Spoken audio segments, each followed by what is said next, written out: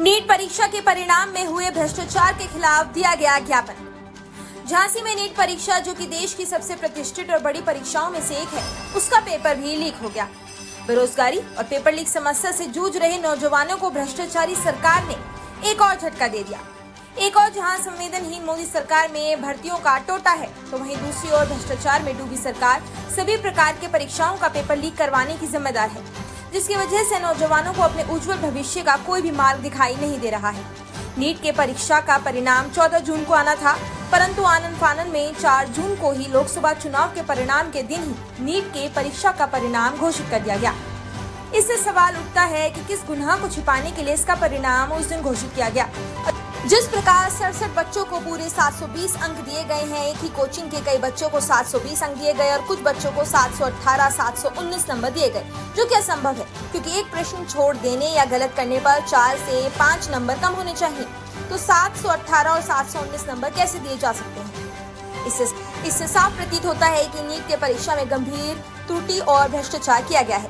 आम आदमी पार्टी इस ज्ञापन के माध्यम से महामहिम राष्ट्रपति महोदय से नीट परीक्षा के परिणाम की उच्च स्तरीय जांच और दोषियों को जेल भेजने की मांग करती है, जिससे कि नीट अभ्यर्थियों के भविष्य के साथ न्याय हो सके।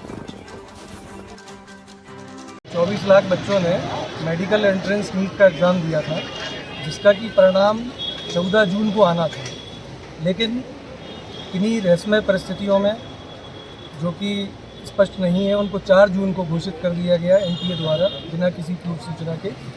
और इसमें इस तरीके के कुछ परिणाम देखने को मिले हैं, जिससे कि ऐसा लग रहा है कि जो एक आंकड़ों की बाजीगरी का जो खेल पिछले काफ़ी समय से हम लोग देखते आ रहे हैं।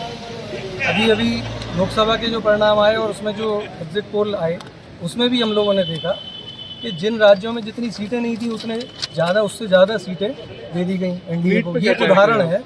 उसी तरह का नीट में भी आंकड़े आए हैं, जिसमें पहली पोजीशन पे 720 अंक 67 बच्चों ने पाए और 719 और 18 जैसे अंक पाए, जो कि टेक्निकली जो मार्किंग प्रणाली है उसमें पॉसिबल ही नहीं है 718 और 19 अंक।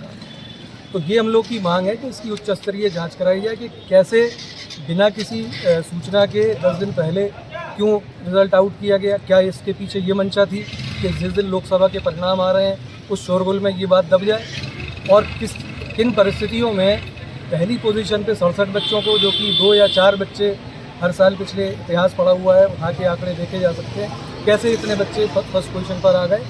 और अगर ग्रेस मार्क्स दिए गए हैं तो उसका क्या फार्मूला अपनाया गया है। सुनने में आ रहा है कि 2-2, 250 तक ग्रेस मार्क्स हो सकता दे दिए गए हों बच्चों को। तो इससे तो ये हो सकता है कि जो योग्य बच्चे थे वो वंचित रह जाएंगे एम्स जैसे हॉस्पिटलों में एडमिशन पाने में, और जो अयोग्य बच्चे हैं उनको अगर किसी तरह का कोई भ्रष्टाचार करके और उनको ज़्यादा मार्क्स देके इस तरह के कॉलेजेस दिलवाने का खेल किया गया है, तो इससे तो देश की जनता का जो पूरी जान जोखिम में डलने वाली है। जो 10-20-25 हज़ार डॉक्टर बन के जाएंगे जो अयोग्य अगर हैं, और उनको इस तरीके से धांधली करके जो एडमिशन दिलवाया गया है, तो कितने लाखों करोड़ों लोगों की जो जान है वो जोखिम में डलेगी, जो अयोग्य लोग जाके उनका इलाज करेंगे। तो ये हमारी मांग है कि इसकी उच्च स्तरीय जाँच हो और अगर ज़रूरत पड़े तो नीट परीक्षा को दोबारा करें। आपको यहाँ आकर क्या आश्वासन मिला? ये अभी हमने ज्ञापन सौंपा है महामहिम राष्ट्रपति महोदया के नाम से, जिलाधिकारी के माध्यम से, और इसमें हमने ये मांग की है। और ये वैसे भी ये रिट सुप्रीम कोर्ट में दायर की जा चुकी है कुछ संस्थाओं द्वारा। तो इसमें प्रशासनिक स्तर पे और शासन के स्तर पे इसमें उच्च स्तरीय जाँच होना चाहिए, नहीं तो फिर सुप्रीम कोर्ट में तो फिर हम लोग सारी ताकत लगाकर वहाँ से ये काम को पैरवी करें। और लेटेस्ट अपडेट के लिए सब्सक्राइब करें वेलकम इंडिया न्यूज़ चैनल।